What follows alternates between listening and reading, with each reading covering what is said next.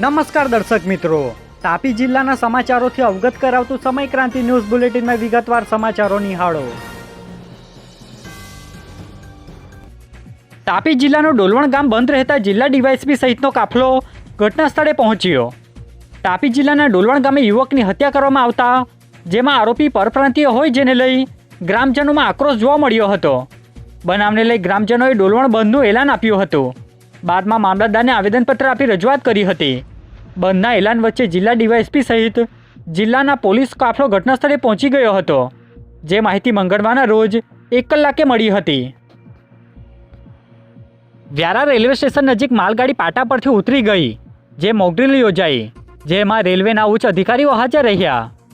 તાપી જિલ્લાના Vyara railway station નજીક માલગાડી પાટા પરથી ઉતરી ગઈ હોવાની મોકડ્રીલ યોજાઈ હતી, જેમાં રેલવેના ઉચ્ચ અધિકારીઓ હાજર રહ્યા હતા, જેમાં આરોગ્ય વિભાગની ટીમ, ફાયરની ટીમ સહિતના કર્મચારીઓ અને અધિકારીઓ હાજર રહ્યા હતા, જે માહિતી મંગળવારના રોજ 4 કલાકે આપવામાં આવી હતી। તાપી જિલ્લા કલેક્ટર અને જિલ્લા પોલીસ અધિક્ષકને આવેદનપત્ર અપાયું। તાપી જિલ્લાના કલેક્ટર અને જિલ્લા પોલીસ અધિક્ષકને આવેદનપત્ર આપવામાં આવ્યું હતું, જેમાં ડોલવણ તાલુકા મથકે હત્યા અને અન્ય ગુનાખોરી વધતા કાયદો અને વ્યવસ્થા જાળવવા માટે માંગ કરાઈ હતી। જે આવેદનપત્ર મંગળવારના રોજ અપાયું હતું, જેની માહિતી 34 કલાકે આપવામાં આવી હતી। વ્યારાના દક્ષિણાપથ શાળા નજીકના કાર્યક્રમમાં ભાજપના વ્યારા વિધાનસભાના 2017ના ઉમેદવાર સહિતના આગેવાનો કોંગ્રેસમાં જોડાયા।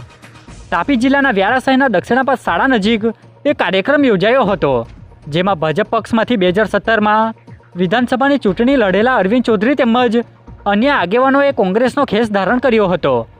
ઉલ્લેખનીય છે કે અગાઉ આગેવાનો કોંગ્રેસ પક્ષ છોડી ભાજપમાં જોડાયા હતા અને આજે મંગળવારના રોજ 2 વાગ્યાની આસપાસ ફરી કોંગ્રેસમાં ઘર વાપસી કરી હતી। વ્યારા ડીવાયએસપી કચેરીથી ડોલવણના 24 વર્ષીય યુવકની હત્યાનો આરોપી તેનો મિત્ર ઝડપાઈ જતા માહિતી અપાઈ।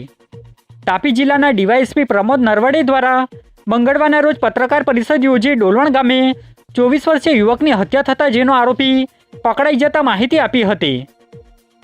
ડોલવણ ગામે તારીખ 2 અને 13ની મધરાત્રિએ એક હત્યાનો બનાવ બનેલ, જેમાં આ કામે અંકુરકુમાર મહેશભાઈ ચૌધરીની હત્યા થયેલ હોવાનું ફલિત થયેલ।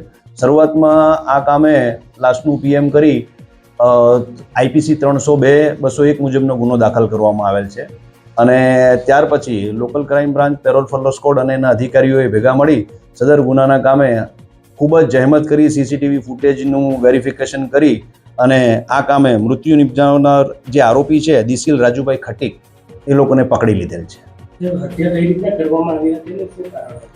આ કામે હત્યાનું કારણ જોવામાં આવે તો 2.5 થી 3 કલાક બંને આરોપી સાથે ભેગા હતા। એમણે સાથે નાસ્તો કર્યો અને નાસ્તો થયો ત્યારે જ એ લોકો વચ્ચે ઉગ્ર બોલાચાલી થઈ। એ બોલાચાલી થતાં થતાં પિક્ચર જોવા બાબતે અને બોલાચાલી થતાં થતાં એમની વચ્ચે ઝપાઝપી થવા લાગી। એમાં જે આરોપી જે છે દિશીલ ખટીક એમણે ઝપાઝપી દરમિયાન એની ગરદનના ભાગે જોરથી પકડી લીધી અને ધક્કો મારી દીધો। એ ધક્કો માર્યો એમાં એ ટેબલ સાથે અથડાયો ને એમાં એનું મૃત્યુ નિપજેલ છે। ડોલવણ ગામ આજે બંધ પાડવામાં આવ્યું હતું, એનું કારણ શું હતું અને આરોપી તો ઝડપાઈ ગયા હતા, તેમ છતાં ગ્રામજનોની શું માંગ? ગ્રામજનોની માંગ એવી હતી કે અમને આરોપી બતાવો તમે। એ સિવાય એમની રજૂઆત એવી હતી કે કેટલાક આરોપીની પૂછપરછ દરમિયાન એ લોકોને એવું લાગ્યું કે બહુ કડક હાથે પૂછપરછ થઈ છે તો એવું કેમ કરવામાં આવ્યું, અને અમુક લોકોની પૂછપરછ ઓછી થઈ। એટલે એ સંદર્ભમાં અમે એ લોકોને સમજાયા કે ગુના સાથે સંકળાયેલ બાબત હોય ત્યારે આરોપીની કડક હાથે પૂછપરછ કરવા એ જરૂરી છે। અને એ સિવાય જે એમની રજૂઆત હતી કે જેને ગુના સાથે કંઈ લેવા દેવા નથી તો એવા વ્યક્તિની પૂછપરછ કરવામાં આવી નથી અને તેમ છતાં ભવિષ્યમાં જરૂરી તકેદારી રાખવા એમને અમે જણાવેલું છે। કઈ દિશામાં તપાસ કરવામાં આવે છે? આ કામે સૌથી વધારે હું કહું તો લોકલ ક્રાઇમ બ્રાન્ચ દ્વારા અને પેરોલ ફોલો સ્કોડ દ્વારા સીસીટીવી ફૂટેજ બહુ થોરોલી વેરિફિકેશન કરવામાં આવ્યું। આ ઉપરાંત સીસીટીવી એટલે મોબાઈલના ડેટાનો અભ્યાસ કરવામાં આવ્યો, મોબાઈલના કોલ રેકોર્ડ્સનો અભ્યાસ કરવામાં આવ્યો, ક્યારે કોની સાથે ક્યારે વાતચીત થઈ છે। આ ઉપરાંત જરૂરી અમને કોમ્યુનિકેશન પણ મળ્યા એમેઝોનને લગતા, તો એ પણ અમને કામ લાગ્યા છે। તાપી જિલ્લાના અંત્રુલી ગામેથી સગીરાને ભગાડી જનાર આરોપી સિરસાથી ઝડપાયો। તાપી જિલ્લાના અંત્રુલી ગામેથી આરોપી સગીરાને લગ્નની લાલચ આપી વાલીપણામાંથી ભગાડી ગયો હતો, જે બનાવને લઈ પોલીસે તપાસ હાથ ધરી હતી, જેમાં આરોપી નીરજ કનોજિયા ઉત્તર પ્રદેશનાનો હોય, જેને સિરસાથી ઝડપી કાયદેસરની કાર્યવાહી હાથ ધરી છે, જેની માહિતી મંગળવારના રોજ 5 કલાકે આપવામાં આવી હતી. વ્યારાના અંધારવાડી રોડ નજીક માજી કેન્દ્રીય મંત્રી અને ધારાસભ્ય દ્વારા પક્ષ છોડી જતા નેતાઓને પ્રતિક્રિયા આપી. તાપી જિલ્લાના વ્યારા ખાતે કાર્યાલયના ઉદ્ઘાટન પ્રસંગે આવેલ માજી કેન્દ્રીય મંત્રી અને ધારાસભ્ય ડૉક્ટર તુષાર ચૌધરી દ્વારા પક્ષ છોડીને જતા નેતાઓ અંગે પ્રતિક્રિયા આપી હતી, જે પ્રતિક્રિયા મંગળવારના રોજ 32 કલાકે આપવામાં આવી હતી. કોંગ્રેસના જો નેતાઓ છે એ પક્ષ છોડીને અન્ય બીજેપીમાં જઈ રહ્યા છે. જે કાર્યકર્તાઓનું મનોબળ વધારવા માટે કયા પ્રયાસ થઈ રહ્યા છે?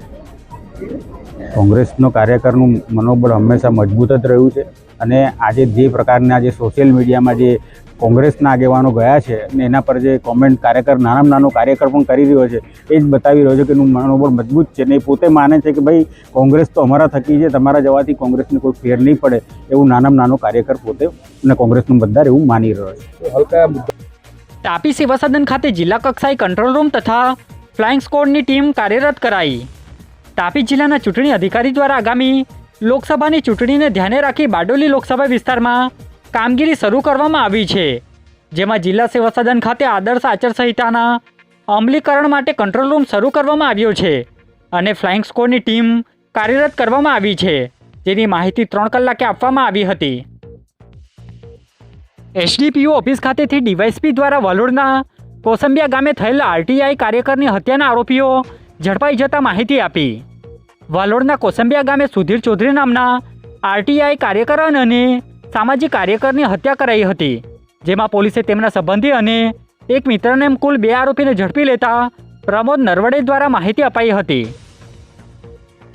વાલોડ પોલીસ સ્ટેશનમાં 17 તારીખે જે બનાવ બન્યો એમાં સુધીરભાઈ નટુભાઈ ચૌધરી કરીને જે છે જે આ કામે મરણ જનાર છે, કે જેમનું મૃત્યુ નિપજાવેલું છે, એ અને એમના સંબંધી અને મિત્ર જયેશકુમાર સુખાભાઈ ચૌધરી અને વિકાસ ભૂપેન્દ્રભાઈ ચૌધરી એ લોકો સાથે વાડીએ પાર્ટી કરવા બેઠા હતા અને એ પાર્ટી દરમિયાન આ જે વિકાસ ભૂપેન્દ્રભાઈ ચૌધરી છે એની જમીન વેચવા બાબતની ચર્ચા થતાં આ કામે જે મરણ જનાર છે સુધીરભાઈ નટુભાઈ ચૌધરી એણે એને જમીન વેચવા દેવાની ના પાડી અને જેથી નારાજ થઈ આ વિકાસભાઈ ત્યાંથી જતા રહેલા અને થોડી વાર પછી આ જ બાબતે ઉગ્ર બોલાચાલી જયેશકુમાર સુખાભાઈ ચૌધરી સાથે મરણ જનારની થતાં જયેશભાઈએ એના ગળામાં પહેરેલા ગમછાથી એનું ગળું દબાવી દીધેલ છે અને સુધીરભાઈ નટુભાઈનું અવસાન થતાં ફોરેન્સિક પીએમ કરાવેલ છે.